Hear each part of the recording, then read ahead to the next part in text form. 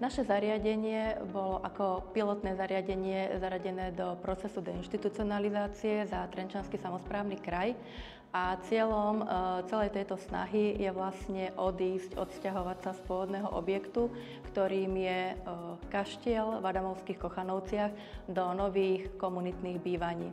Súčasťou tohto projektu je vznik rodinného bývania pre 48 klientov, ale zároveň budeme poskytovať aj ambulantnú sociálnu službu priamo v meste Trenčín, v jeho centre, v novo zrekonštruovanej budove, ktorá bola kedysi internátom Strednej zdravotníckej školy a dnes je pripravená pre nových klientov z rodín. Hlavným cieľom procesu deinštitucionalizácie je zlepšenie kvality bývania ľudí, ktorým sa poskytuje pobytová sociálna služba a ich zapojenie do komunity a priblíženie sa k životu bežnej verejnosti.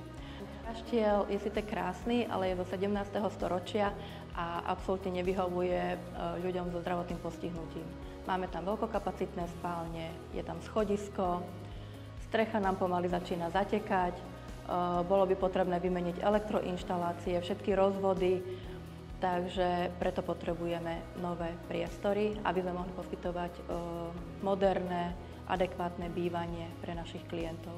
Budova Centra denných aktivít je súčasťou veľkého projektu deinštitucionalizácie DSS Adamovské Kochanovce, ktorý Trenčiansky samosprávny kraj pripravuje už od roku 2019 a na ktorý boli pôvodne schválené financie z integrovaného regionálneho operačného programu, ale kvôli lepším podmienkam je nakoniec financovanie z plánu obnovy a odolnosti Slovenskej republiky.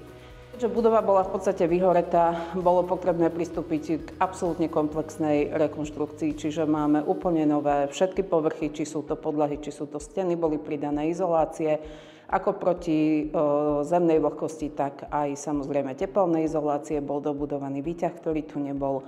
Boli vymenené na komplet okná, ktoré sú teda replikami pôvodných okien, ale majú technické vlastnosti také, ktoré zaručujú nízkoenergetickú prevádzku budovy.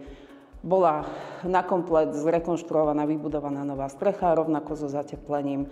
A teda celá budova je v rámci možností zateplená tak, aby sa dosahovali energetické úspory.